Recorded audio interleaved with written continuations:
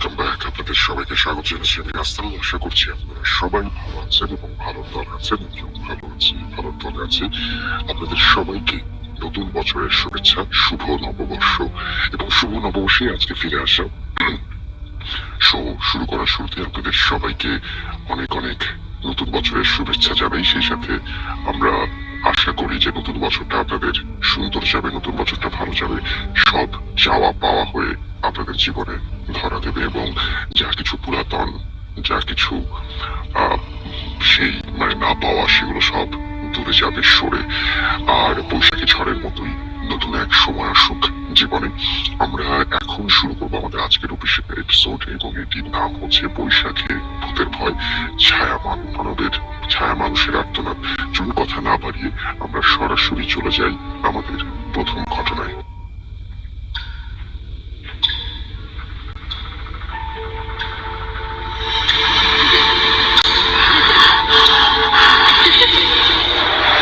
লুকোচুরি খেলবে? লুকোচুরি তুমি লুকাও, আমি ঠিকই তোমাকে খুঁজে পাবো।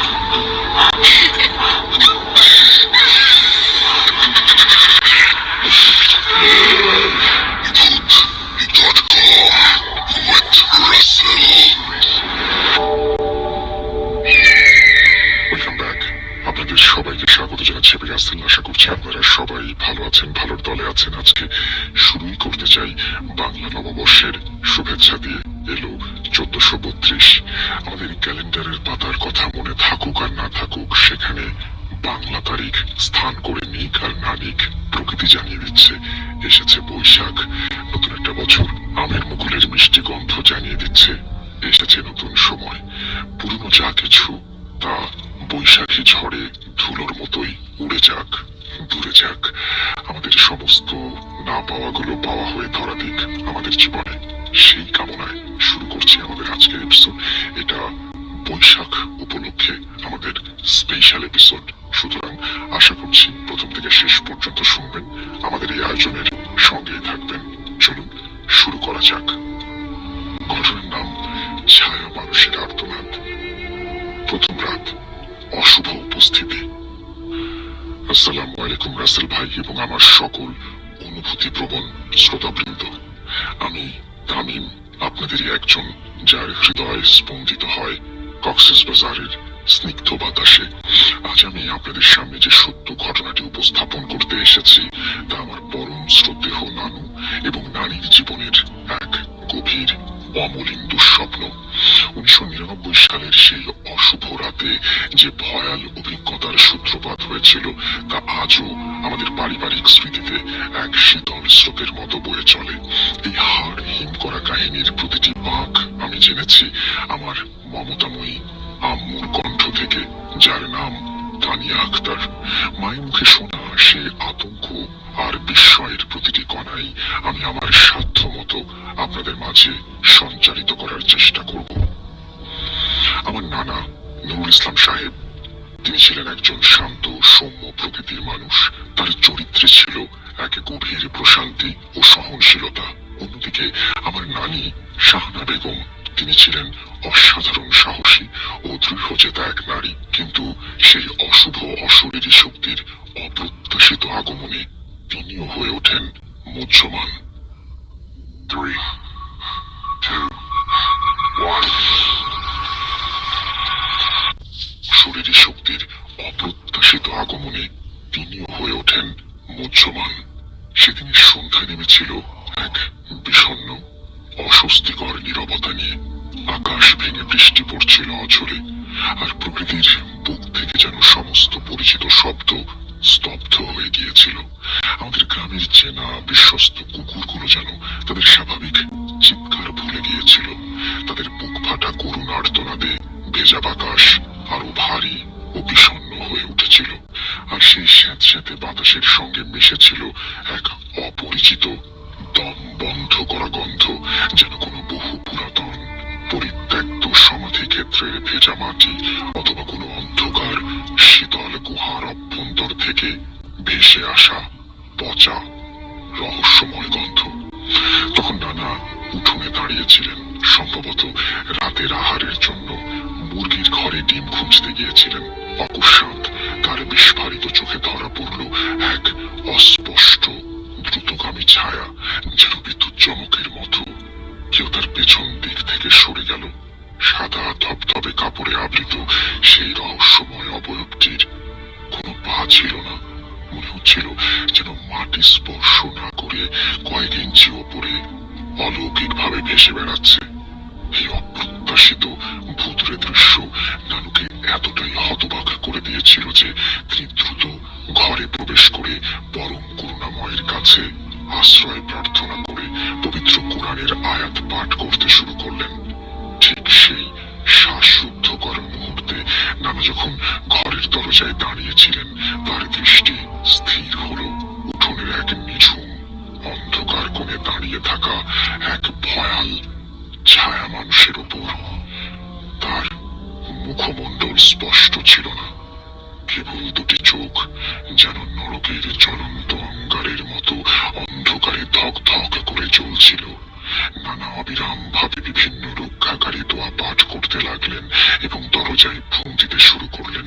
কিন্তু সেই রহস্যময় ছায়া মানুষ ধীরে ধীরে নিঃশব্দ পদক্ষেপে তার দিকে এগিয়ে আসতে লাগলো।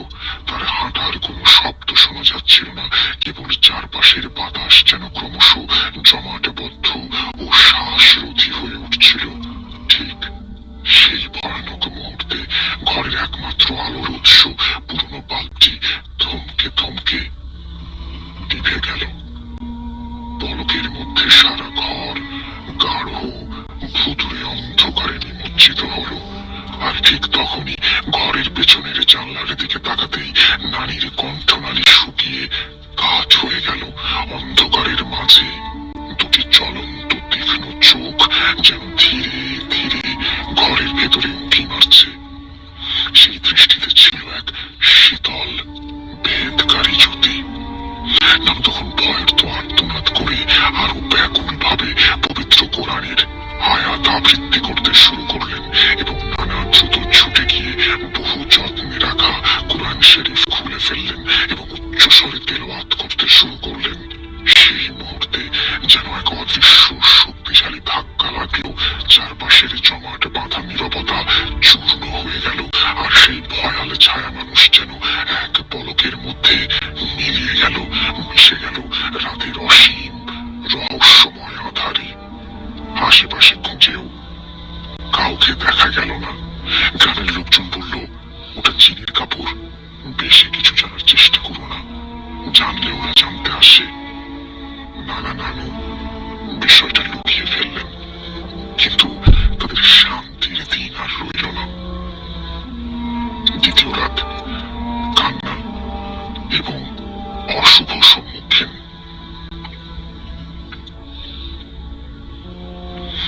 দুদিন পর হঠাৎ মাঝরাতে দরজায় 3 বারের টোকা পড়ল। ঠক ঠক ঠক। নানা জেগে উঠে দরজার দিকে তাকালেন। কেউ নেই। বাইরে গভীর অন্ধকার, যেন আকাশটাই নিঃশেষ হয়ে গেছে। তবু বাতাস থেমে গিয়েছে, কুকুরের কোনো আওয়াজ নেই। হঠাৎ সেই টোকা আবার বাজল। ঠক ঠক ঠক। এবার একসঙ্গে দরজা কাঁপতে লাগলো, আর সেই সঙ্গে শোনা গেল কাঁদতে থাকা এক নারীর গলা। কাপড়টা ফেরত দে, কাপড়টা চলে যাবে। নানু ভয়ে গিয়ে কোরআন শরীফ বুকে চেপে ধরলেন, আর নানা বালিশের নিচ থেকে কাফের পানি এনে চার কোনায় ছিটাতে লাগলেন। ঠিক তখনই দরজার ফাঁক খুলে দেখা গেল একটা কালো হাত। হাত না বলাই ভালো, যেন জ্বলন্ত কাঠের মতো শুকিয়ে যাওয়া কোনো প্রাণী। নখগুলো লম্বা, অনেক ধারালো। এক মুহূর্ত সেই হাতটা দরজার ফাঁক গলে ভেতরে ঢোকার চেষ্টা করলো। নানা কোরআন শরীফ উঁচু করে দোয়া পড়লেন, আয়াতুল কুরসি, সূরা ফালাক, সূরা নাস। তখন হঠাৎ এক বিকট শব্দে দরজা খুলে গেল, আর সেই ছায়া মানুষ আবার তাদের সামনে। এইবার মুখ দেখা যাচ্ছে, মুখটা কিন্তু মানুষের নয়। দুটো চোখ লাল, আর মুখে শুধু হাতের জায়গায় ধারালো কাঁচের মতো বস্তু। সেই মুহূর্তে নানু অজ্ঞান হয়ে পড়ে গেলেন। পরদিন সকালে ঘরের দরজা খুলে নানুকে উঠোনে পড়ে থাকতে দেখা যায়। গ্রামের বুড়ো মওলানা এসে বললেন, তোমাদের ঘরে কিছু আটকা পড়ে গেছে, এখন যে কোনো সময় সে তার জিনিস নিতে আসবে। কাপড়টা ফেরত না দিলে সে কাউকে নিয়ে যাবে। তৃতীয় রাত, এক ভয়াল উপস্থিতি। তৃতীয় রাতটা ছিল আরো ভয়ানক, যখন আকাশের উপরে জমে থাকা মেঘ যেন এক কালো চাদর বিছিয়ে রেখেছিল, আর পৃথিবী যেন সেদিন গহ্বরে ঢুকে যাওয়ার অপেক্ষায় ছিল। সন্ধ্যার পর থেকেই গ্রামটির বাতাস এক অস্বাভাবিক নিস্তব্ধতায় ঢেকে গিয়েছিল। কুকুরগুলোর ডাক, পাখির গড়গড়, এমনকি মানুষের পায়ের শব্দও যেন এক একটি ক্ষীণ সুর হয়ে প্রতিধ্বনিত হচ্ছিল। সেদিন রাতের অন্ধকারে এমন এক নিঃশব্দের গহ্বরে ডুব দিয়েছিল যেখানে পৃথিবী আর আকাশের সীমা ছিল না। كيف يزين اليوم؟ جزاز اليوم.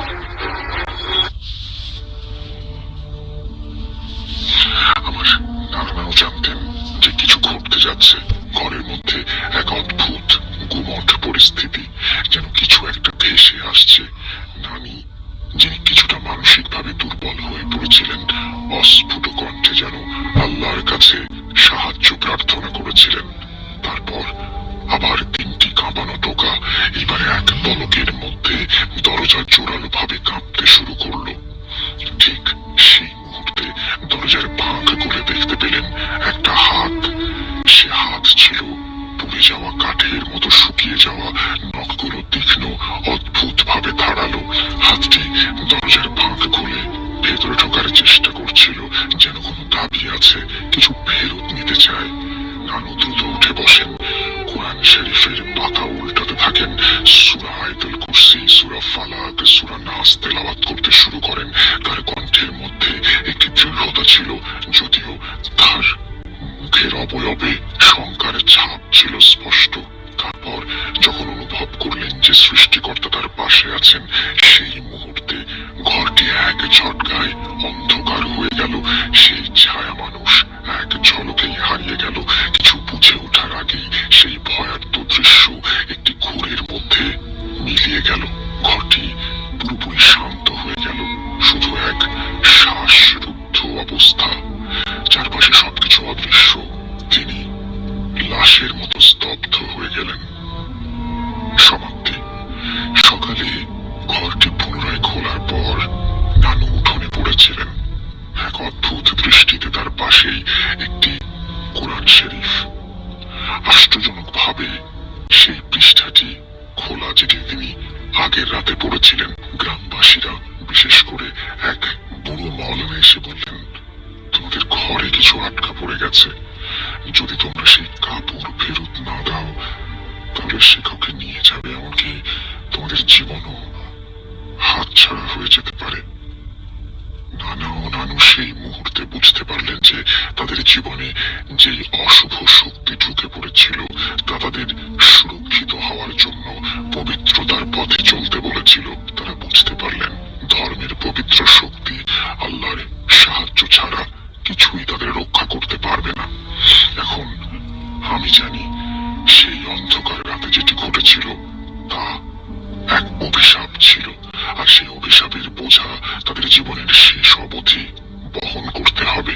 আমার মনে হয় এই কাহিনীটি যেন একটি সতর্ক বার্তা, একটি বার্তা যে কোনো অশুভ শক্তি বা পুরনো পাপ একদিন ফিরে আসবে। যদি আমরা নিজেদের আত্মাকে শুদ্ধ না করি, তবে একমাত্র ঈশ্বরের নাম এবং তার উপদেশের উপর বিশ্বাস আমাদের মুক্তি দিতে পারে। এই ভয়ের এবং আতঙ্কের ঘটনাগুলো কেবল আমাদের ইতিহাস নয়, আমাদের ভবিষ্যতেও এর থেকে শিক্ষা নিয়ে চলতে হবে। আমার কাছে আরো অনেক ঘটনা আছে, যে ঘটনাগুলো আমি আমার বন্ধুদের কাছ থেকে সংগ্রহ করেছি। কমই মাদ্রাসায় লেখাপড়া করি, এই মাদ্রাসায় ঘটে যাওয়া অনেক ঘটনা আমার কাছে আছে। এই ঘটনাটি সিলেক্টেড হলে অবশ্যই আপনার কণ্ঠে পড়ে শোনাবেন এবং আমাকে জানাবেন। একটা হোয়াটসঅ্যাপ নাম্বার তিনি দিয়েছেন এবং সেখানেই তিনি জানাতে বলেছেন। তারপর তিনি বিদায় নিয়েছেন। আল্লাহ হাফেজ বলেন। আল্লাহ হাফিজ। আপনার ঘটনার জন্য আপনাকে অসংখ্য ধন্যবাদ। আশা করছি যারা শুনলেন তাদের কাছে ওই ঘটনাটি ভালো লেগেছে। আমরা চলে যাব আমাদের পরবর্তী ঘটনায়।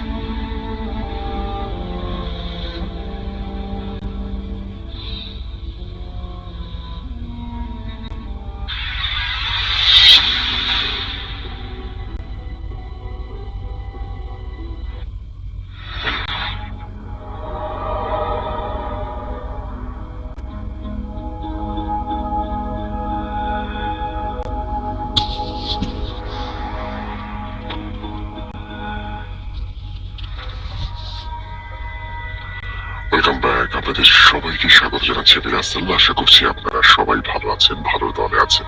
আর বৈশাখটা চমৎকার যাচ্ছে। 1432 সালকে স্বাগত জানিয়েছি আমরা, এবং আমরা যারা এই নতুন বছরকে স্বাগত জানালাম, আমাদের প্রত্যেকের মনের মধ্যে একটা আশা যে নতুন বছরটা যেন সুন্দর হোক, সুন্দর যায় আর কি। সবার জীবনে সেই আশা পূরণ হোক, সেই প্রার্থনাই করি পরম করুণাময়ের কাছে। একটা কথা আমি আপনাদের বলতে চাই, সেটা হচ্ছে যে আমরা কিন্তু ভূত.com-এর রেগুলার নানান ধরনের আয়োজন নিয়ে এসেছি, এবং নতুন বছরে আমাদের আয়োজনগুলো আরো অন্যরকম হবে। আমরা চেষ্টা করছি প্রতিনিয়ত আপনাদেরকে দারুণ কিছু ঘটনা উপহার দেওয়ার চেষ্টা করছি, দারুণ সব মানুষদের আমাদের এই প্ল্যাটফর্মে নিয়ে আসার। আপনারা জানেন যে আমরা লাইভ শোতে আমাদের গেস্টও নিয়ে আসছি। সুতরাং যারা আগ্রহ প্রকাশ করবেন, যারা আমাদের লাইভ শোতে অংশগ্রহণ করতে চাইবেন, তারা ইমেইল করবেন এবং সাবজেক্টে অবশ্যই লিখবেন যে, মানে মেইলের সাবজেক্টে লিখবেন যে লাইভে অংশগ্রহণ করতে চান। আর বিভিন্ন সময় বিভিন্ন এপিসোড নিয়ে আমরা আসছি, ঘটনা নিয়ে আসছি বলেই আপনার জানা দরকার যে কোন সময় কোন ঘটনা বা কোন সময় কোন আয়োজনটি রয়েছে আমাদের ইউটিউবে। আর সেই কারণে আমাদের ইউটিউব চ্যানেলটি অনুগ্রহ করে সাবস্ক্রাইব করবেন, যাতে করে আপনি সমস্ত নোটিফিকেশনগুলো তখনই পেয়ে যান। আর আমাদের ফেসবুক পেজের সাথেও যুক্ত থাকুন। আর সেই সাথে আপনার যে কোনো প্রশ্ন, যে কোনো জিজ্ঞাসা আপনি জানাতে পারেন আমাদের ফেসবুকে। আমাদের টিম আপনাদেরকে সেই বিষয়ে সহযোগিতা করবে। আমরা সবসময় চেষ্টা করছি আপনাদেরকে দারুণ কিছু উপহার দেওয়ার। এই আস্থাটুকু আমাদের উপরে প্লিজ রাখবেন। আমরা চলে যাব আজকে আমাদের দ্বিতীয় ঘটনায়। আশা করছি আমাদের দ্বিতীয় ঘটনাটিও আপনাদের ভালো লাগবে। চলুন কথা না বাড়ি শুরু করা যাক।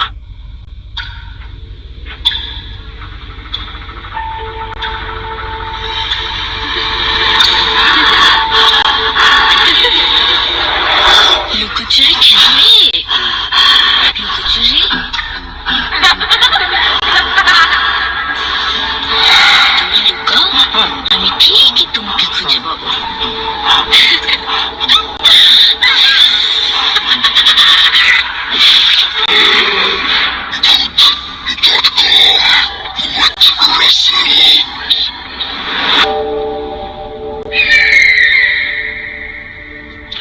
Welcome back. আগে যে ঘটনাটি আমরা শুনলাম, সেই ঘটনাটি আসলে কিছু অনুভূতি এবং কিছু ঘটনা, তারপরে কি হয়েছিল, তারা সেখান থেকে সমাধান পেয়েছেন কিনা সেই বিষয়ে কিছু বলা নেই। কিন্তু যে কাপড় ফেরত যাওয়া বা কাপড় নিতে আসে, এই ব্যাপারটা বেশ অভিনব। সেই জন্যই পড়ে শোনালাম আপনাদেরকে। আমরা এখন যেটা করব সেটা হচ্ছে সরাসরি চলে যাব আমাদের পরবর্তী ঘটনায়। আশা করছি আপনাদের ভালো লাগবে ঘটনাটি। সময়টি ছিল 2022 সালের শেষের দিকে। শীত তখনও সেরকম জাঁকিয়ে পড়েনি। আমার বাড়ির অবস্থা তেমন ভালো না হওয়ায় আমি ঠিক করি যে আমি কাজের উদ্দেশ্যে রওনা দেব। যেই ভাবা সেই কাজ।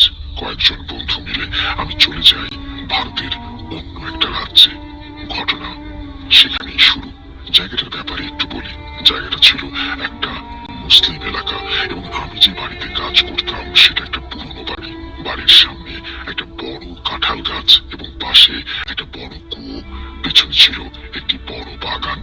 ঘটনায় আসা যাক। সেদিন কাজ শেষ করে আমি রাতে খাওয়া দাওয়া শেষ করে বাইরে এসে বসে আছি। রাত তখন 10:30। আমার বাথরুমে যাওয়া দরকার।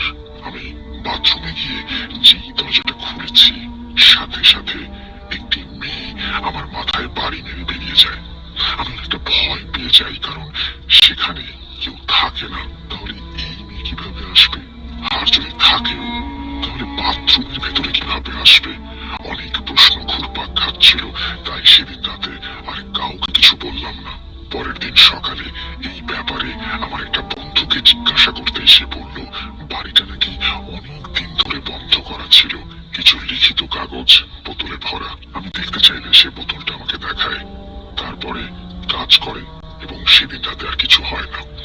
পরের রাতে আমি যখন ঘুমাচ্ছিলাম তখন হঠাৎ আমার মনে হয় একটা কিছু আমার বাম পা ধরে ডাইনিং টেবিলের দিকে টানছে। হঠাৎ তাকাতেই দেখি সেই মেয়েটা আমার দিকে তাকিয়ে আছে, আর আর একজন আমার বাম পাটা শক্ত করে ধরে আছে আর মাঝে মধ্যে টান দিচ্ছে। আমি কি করব কিছু বুঝতে পারছিলাম না। আমি ভয়ে ঘেমে নিয়ে একদম গোসল করার মতো অবস্থা। আমি যত সূরা জানি সেগুলো পড়তেই সেই জিনটা আমার পা ছেড়ে দেয় এবং ওইখান থেকে চলে যায়। 1 মিনিট পরে আবার সে আসে এবং এবার তাকে খুব রাগান্বিত দেখায়। সে পাশের রুমে চলে যায় এবং তারা 2-3 জন মিলে দরজা জানালায় বাড়ি দিতে থাকে। কতক্ষণ চলেছে আমার মনে নেই। কিছুক্ষণ পর দূর থেকে ফজরের আজানের ধ্বনি ভেসে আসে। সবকিছু শান্ত হয়ে যায়। পরদিন দুপুরবেলায় সবাইকে খেতে ডাকলে কেউ খেতে না আসায় আমি নিচে চলে যাই। খেতে বসে 5 মিনিট হয়েছে, হঠাৎ করে সেই মেয়েটা আমার পাশে চলে আসে। আসার পরে আমার চারপাশে চক্রাকারে ঘুরতে থাকে। আমি অনেকটা ভয় পেয়েছিলাম। সঙ্গে সঙ্গে পাশের বাড়ি থাকায় একটা বিড়ি জ্বালিয়ে আমি দাঁড়িয়ে যাই এবং ছলনা করে গালি দিতে দিতে ঘর থেকে বেরিয়ে যাই। তারপরে সেখানকার কাজ শেষ হলে আমি অনেক দূরে আর একটা জায়গায় কাজের উদ্দেশ্যে রওনা দেই। সেখানে গিয়েও শান্তি নেই। রাতে আমি স্বপ্ন দেখি যে মেয়েটা একটা পুরনো বাড়িতে আমাকে নিয়ে যায় এবং বাড়িটা দেখতে অনেকটা ভয়ঙ্কর। সেখানে না ছিল লাইট, না ছিল মানুষ, পুরো বাড়িটাই ফাঁকা। বাড়িতে লাইট কোথায় জিজ্ঞেস করতেই দেখি মেয়েটা আমার পাশে নেই। হঠাৎ চোখ পড়লো সেই ওপরে, দেখি মেয়েটা আমার দিকে তাকিয়ে আছে আর মুচকি মুচকি হাসছে। তারপরে আমাকে হাত দিয়ে দেখিয়ে বলল, এদিকে আসো। সেখানে যাওয়ার পর আমি সেদিকে তাকাতেই দেখি সেই মেয়েটা আমার পায়ের কাছে বসে আছে। আমার অজ্ঞান হয়ে যাওয়ার মতো অবস্থা। মোটামুটি 1 মিনিট পরে মেয়েটা উধাও হয়ে যায়। পরে আর কোনোদিন আমাকে কোনোভাবে সেই মেয়েটা দেখা দেয়নি, কিন্তু কোনো ক্ষতি এখনো পর্যন্ত এই ঘটনার কারণে আমার হয়নি। তারপর আমি বাড়ি চলে যাই। তারপর আস্তে আস্তে সেসব কিছু আমার থেকে দূরে চলে যায়। আল্লাহর রহমতে এখন আমি ভালো আছি। আমার জন্য দোয়া করবেন। আসসালামু আলাইকুম। এই বলে তিনি তার ঘটনা শেষ করেছেন। আশা করছি এই ছোট্ট ঘটনাটিও আপনাদের মনে দাগ কাটতে পেরেছে। আমরা চলে যাব আমাদের পরবর্তী ঘটনায়।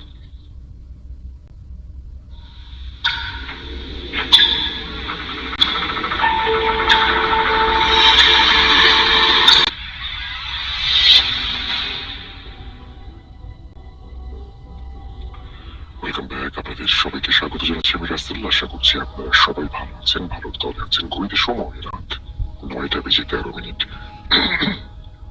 আপনারা নিশ্চয়ই সারাদিন অনেক মানে কি বলবো যে ঘোরাঘুরি করেই এখন এসছেন। কেউ কেউ হয়তো আপনারা আত্মীয় স্বজন বৈশাখের সবাই বন্ধু বান্ধব আত্মীয় স্বজনের সাথে দেখা হয়, তারপরে ছুটির দিন, সবকিছু মিলিয়ে আমি এখন আমার মনে হচ্ছে যে আপনারা সবাই মানে কি বলবো যে প্রস্তুত আছেন কিনা এই সময়টায় ঘটনা শোনার জন্য। যাই হোক, পরে তো শুনতে পারবেন, যদি নোটিফিকেশন যায় তাহলেই জানতে পারবেন। সুতরাং আমাদের ইউটিউব চ্যানেলটি সাবস্ক্রাইব করবেন প্লিজ দয়া করে।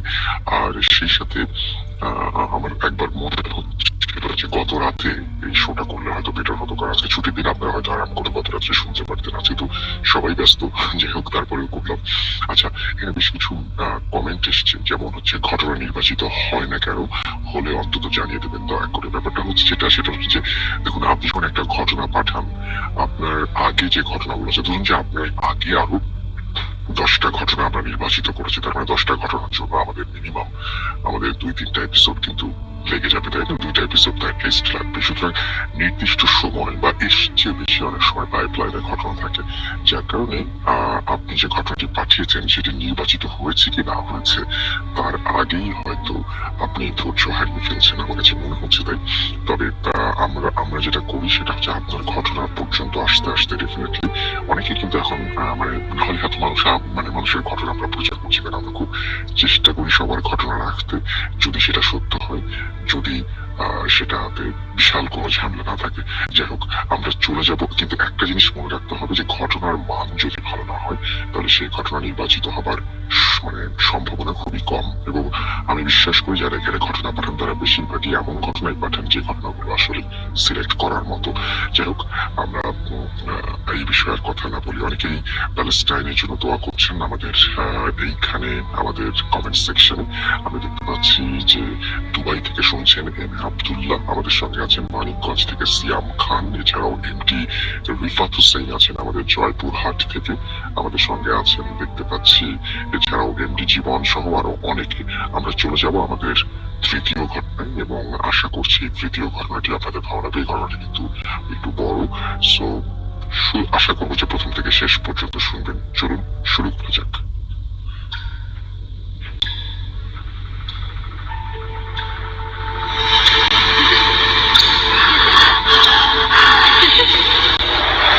লুকোচুরি খেলবে? লুকোচুরি? তুমি লুকাও, আমি ঠিকই তোমাকে খুঁজে পাবো।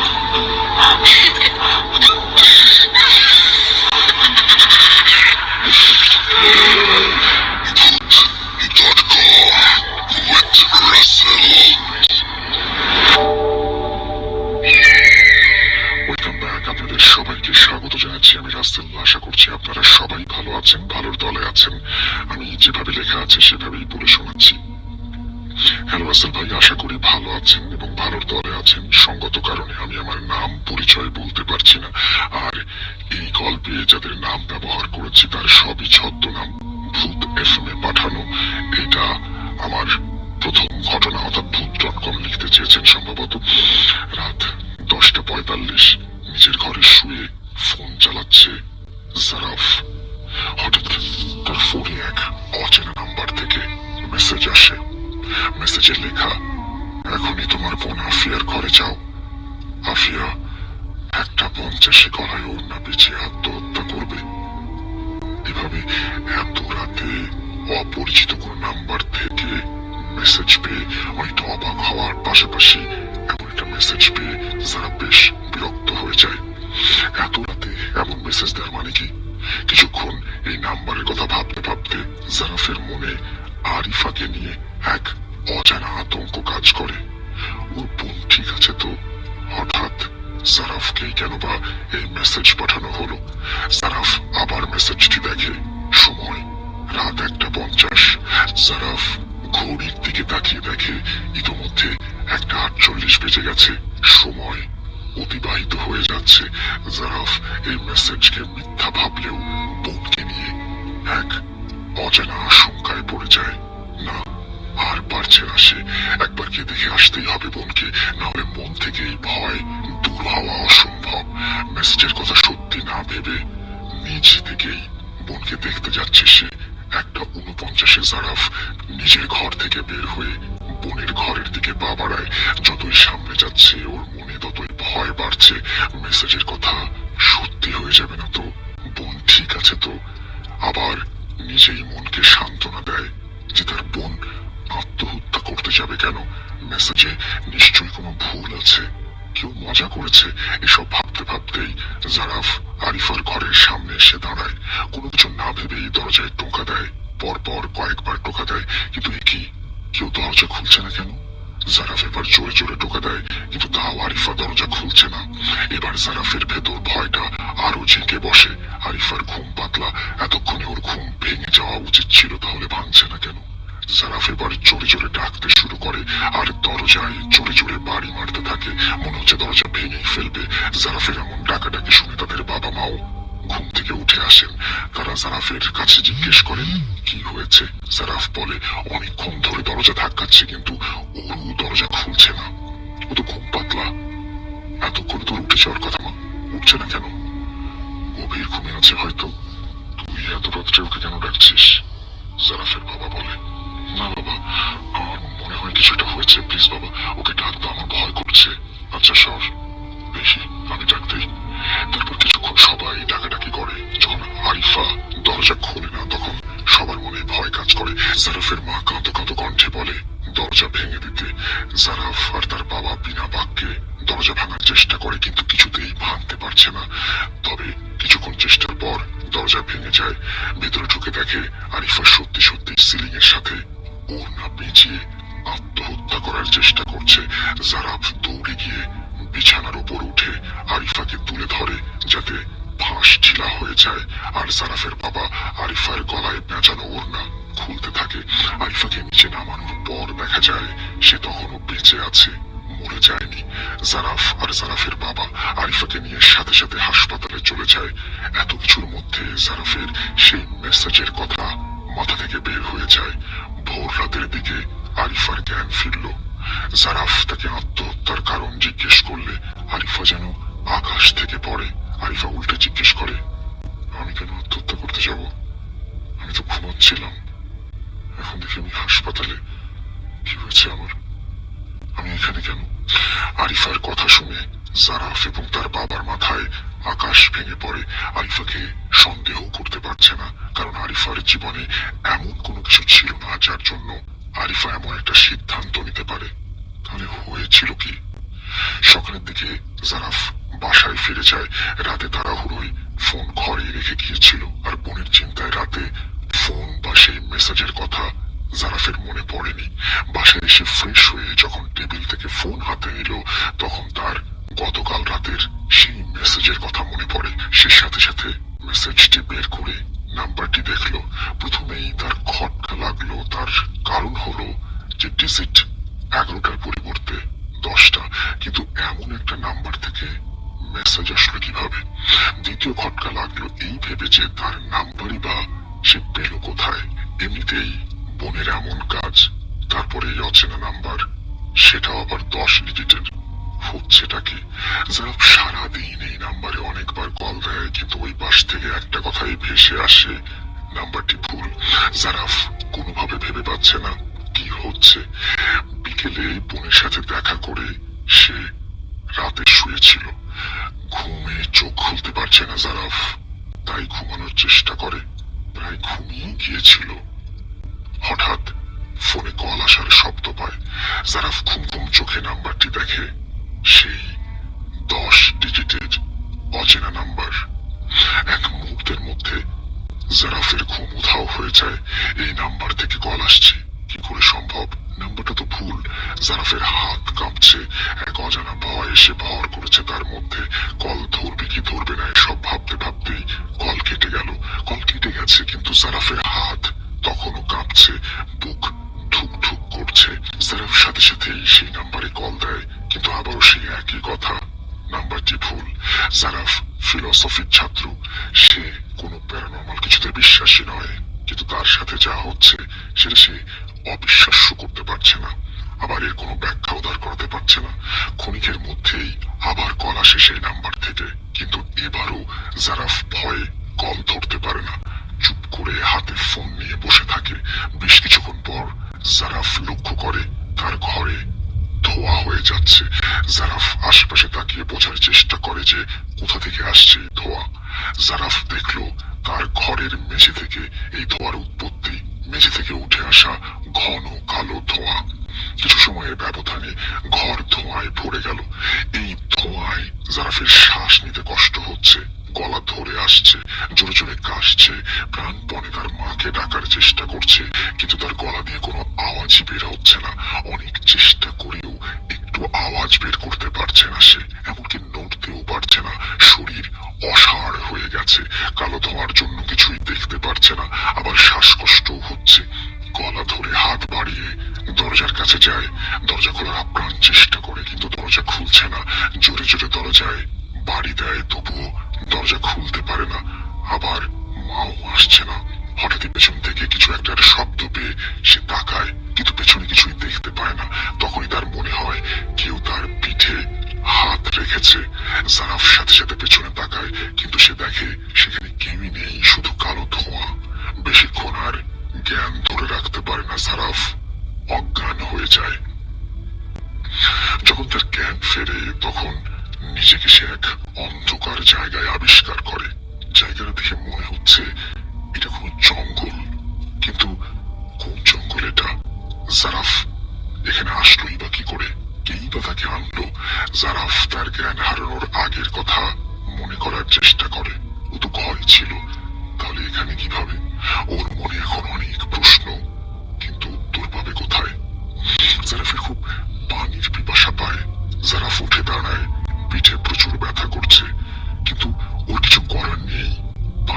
পানি খেতে হবে।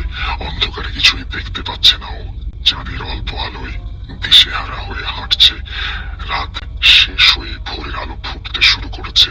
ইতোমধ্যে জারাফ কোনো কিছুর হদিশ করতে পারেনি। না পেরেছে বের হওয়ার রাস্তা বের করতে, না পেরেছে পানির পিপাসা মেটাতে। জঙ্গলটা খুব ঘন। জারাফ আরো কিছু দূর যাওয়ার পর পানির কলকল শব্দ শুনতে পায়। এক মুহূর্ত সময় নষ্ট না করে পানির শব্দের দিকে এগিয়ে যায়। 10 কদম সামনে গিয়েই সে এক বিশাল ঝোপের পেছনে একটা ঝিল দেখতে পায়। ঝিলের পানি অপরিষ্কার, তবে কিছু করার নেই। পিপাসা মেটাতে হলে এখন এটাই খেতে হবে। জারাফ আর দেরি না করে ঝাঁপিয়ে পড়ে ঝিলে। পিপাসা মিটিয়ে পাড়ে আসতে নিলে জারাফের পা কিছু একটার সাথে আটকে যায়। পানির মধ্যে হাত দিয়ে জারাফ বোঝার চেষ্টা করে জিনিসটা কি। এ কি? এটা তো একটা মানুষের শরীরের মতো লাগছে। পাড়ে নিয়ে দেখতে হবে তো। জারাফ টানতে টানতে লাশটাকে পাড়ে নিয়ে আসে। পাড়ে এনে দেখে লাশটার শরীরে প্রায় 80% অংশ পচে যাওয়া। লাশটাকে ঠিক মতো ধরতেও পারছে না জারাফ। মাংস গলে হাতে লেগে যাচ্ছে। জারাফ লাশটাকে উল্টো করে। লাশটার মুখ দেখে লাফিয়ে 2 হাত পেছনে চলে যায়। রনি, রনি এখানে কেন? এমন অবস্থা কেন ওর? লাশটা জারাফের বেস্ট ফ্রেন্ড রনির। রনি তো এখন বাসায় থাকবে, সেটাই স্বাভাবিক। জারাফ বেশ ভয় পেয়ে যায় রনিকে এভাবে দেখে। জারাফ রনির সামনে এসে দেখে ওর চোখ একটা নেই। দেখে মনে হচ্ছে কেউ ভেতর থেকে টেনে বের করে নিয়ে এসেছে। চোখের পাতা পর্যন্ত নেই। গলায় একদিকের মাংস কেউ কামড়ে ছিঁড়ে খেয়েছে। হাতের ওপরের অংশের চামড়া ছিঁড়ে 2 ভাগ করে দেয়া। খুব ধারালো কিছু ব্যবহার করা হয়েছে। বুকের দিকে চোখ পড়তেই জারাফ আঁতকে ওঠে। রনির বুকের মাঝে গর্তের মতো করে মাংস খুবলে নেওয়া হয়েছে। দেখে মনে হচ্ছে কেউ হাত ঢুকিয়ে ভেতরের কলিজা টেনে বের করে নিয়ে এসেছে। রনির জিহ্বা বের হয়ে আছে, তা আবার অর্ধেক কাটা। রনির আরেক চোখ রক্ত লাল হয়ে বড় করে খোলা। মনে হচ্ছে কিছু দেখে সে ভীষণ ভয় পেয়েছে। রনির সারা শরীরে আঁচড়ের দাগ। সবগুলো জায়গা থেকে রক্ত বের হয়ে শুকিয়ে গেছে। রনির এমন বিভৎস অবস্থা দেখে জারাফের বমি এসে যায়। সে গল করে বমি করে।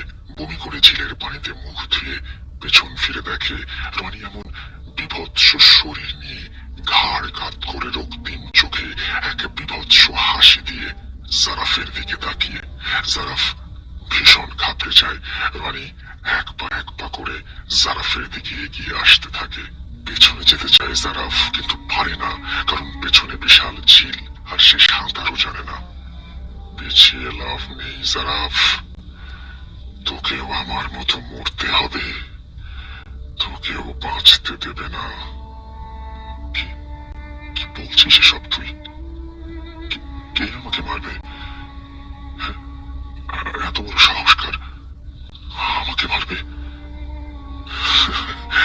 কেউ বাঁচাতে পারবে না তোকে, মরতে তোকে হবেই। এই বলে রনির বিভৎস লাশ হাওয়ায় মিলিয়ে যায়। রনির এভাবে মিলিয়ে যাওয়া দেখে জারাফ আরো ভয় পেয়ে যায়। দিক বিদিক না ভেবে সে সোজা দৌড়াতে থাকে। বেশ অনেক দূর দৌড়ে আসার পর থামে জারাফ। তার মনে হয় সে অনেক দূর চলে এসেছে, এখন আর ভয় নেই। জারাফ এক বিশাল গাছের নিচে বসে বিশ্রাম নেয়। খুবই ক্লান্ত হয়ে আছে তার শরীর। ক্ষুধা লেগেছে অনেক, কিন্তু এমন ঘন জঙ্গলে খাবার পাবে কোথায়? জারাফ গাছের সাথে হেলান দিয়ে বসে। কিছুই ভাবতে পারছে না ও। 2 হাত মাটিতে রাখে। তখন ডান হাতের নিচে কিছু একটা লাগে। হাত উঠিয়ে দেখে আপেলের মতো একটা ফল। জারাফ ওটা হাতে নিয়ে খাওয়া শুরু করে। ফলটিতে প্রথম কামড় দিয়ে জারাফের কাছে এর স্বাদটা কেমন অদ্ভুত মনে হয়। জারাফ ফলটা সামনে এনে দেখে এর ভেতর থেকে রসের মতো করে রক্ত চুইয়ে পড়ছে। কি বিচ্ছিরি বোটকা গন্ধ তার। জারাফ সাথে সাথে ফলটা ফেলে দিয়ে উল্টো ঘুরে গাছটাকে আঁকড়ে ধরে বমি করার চেষ্টা করে। এমন সময় ওর হাতটা কেমন যেন গা গাছ থেকে আলগা হয়ে যায়। সারাফ ভয় পেয়ে গাছ থেকে হাত সরিয়ে গাছের দিকে তাকায়, দেখে গাছের বাকল আস্তে আস্তে খুলে যাচ্ছে আর সেখান থেকে তাজা রক্ত গড়িয়ে পড়ছে।